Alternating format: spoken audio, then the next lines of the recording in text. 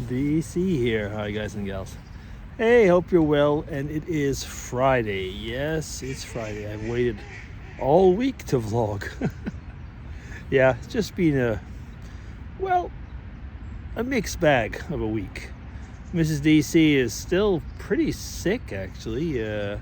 We don't really know if it's what it is, but it seems it has something to do with, uh, well, it could be to do with changing meds and the side effects that were possible, because she's got all the ones that they said, and so the the GP, so the general practitioner, so our family doctor, is told her get off of those meds, and I guess he's basically letting them, go out of her system. But this has now been a couple of days, and she's still, well, she's a bit better, but not great. So yeah, so I'm not walking very far. I'm walking around the house right now, around the pond, and I'll just be going back after. But the advantage of cell phones is if something is needed, she can call me right off. Yeah. We've had also a lot of work being done in the house still. So I've vlogged about it and showed you like the heating system, the new heating system, and so on. And where the oil tank was, it's been removed. And that room, which ends up being like, I don't know, 10, 11 square meters, something like that. It's being painted, and the floor is being leveled out, and so on. So there's some, and where they cut through the wall to bring out the tank, so that is being fixed up, and so on. Excuse me. So yeah, that's getting on. They started yesterday, and they weren't able to finish today because they came over and it's still not dry enough. There's no heating down there. It's wet, and wet, I mean, it's damp, and it takes a while. What I got actually quite annoyed, I had two of these construction style flood lamps. I've actually used them over years for for making lights in different places when I was even vlogging in really dark places or what. And they had they're about, halogen lamps are about that long, and I had two of those lamps, and both burnt out on the same day when we needed them. Okay, so the painters and the construction guys, they said, well, it's no big deal because we do have our own, so thanks, but we didn't really need them. But that's okay. So I thought, well, I'll go into the I'll go to the do-it-yourself, to the store, and get a few. Well, these are halogen lamps that do not exist anymore. Yes, thanks to the green lobby, if I can call it that way, of going to ecologically, environmentally friendly lamps, basically have killed this type of lamp. These were 400 watts, so strong, but they don't exist anymore. No, you don't. At least not in Switzerland. So I went to 4 different stores. No, you cannot find them here anymore. I started looking online, and I couldn't find them online in Switzerland, but I found them online on Amazon Germany. Okay, so yeah, I've ordered a few, and actually it's not too bad, because the so-called LED equivalent, which I can't use, but the LED equivalent was costing probably the same price as I'm getting 5 of them for. So not too bad, but how many things, I mean, I know people are saying, well, you got to make your mind, you got to save the planet and this and that.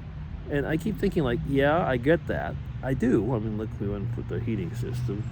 But like the halogen lamps, probably because nobody would buy the other ones because they're like 5 times the price. So take them off the market, and not only not able to find them, but what you had, like the 2 lamps that I had, cannot be used. So what are they good for? Well, the recycling bin, I guess. Anyway, we'll see. So I've ordered those halogen lamps, and we'll see well, if I can actually use them. I measured them because there's different sizes and everything. So anyway, whatever. It was a little bit of a pain. Some people might say, "Oh, that's a first world problem," and I guess it is. On the other hand, it's a first world problem that we are creating ourselves at times. I don't know. Maybe it's the fact that I was thinking like, okay, we are changing systems, but how long is the transition period? And I guess I must have been past the transition period. Oh, goodness sakes. Sorry about that. Yeah. So that's it. So on the weekend, there won't be any grandkids again coming to our place because Mrs. DC really is not fit enough right now to have guests. And so I will be going though a little bit Saturday afternoon to go and see the kids and the grandkids. And I've been missing them, so I just want to go. And I know they're missing me as well. Yesterday I had a FaceTime with them, and Michael, at one point he said, "Grandpa," and he basically told me to come with him. His dad was holding the camera, but he was telling me to come with him over to the playroom so that I could play with him. So yeah, so I'll do that tomorrow. Yeah, like I say, I'm looking forward to see all of them actually. But yeah, over here in Switzerland, let me see now.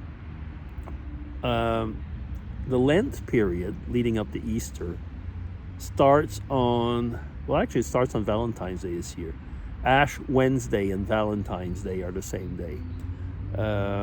And that means that we're going into what we call over here the carnival period. So we'll be having carnival season starting not this weekend, but the next one, which is pretty cool. Actually, there's some really nice carnivals all over in Switzerland.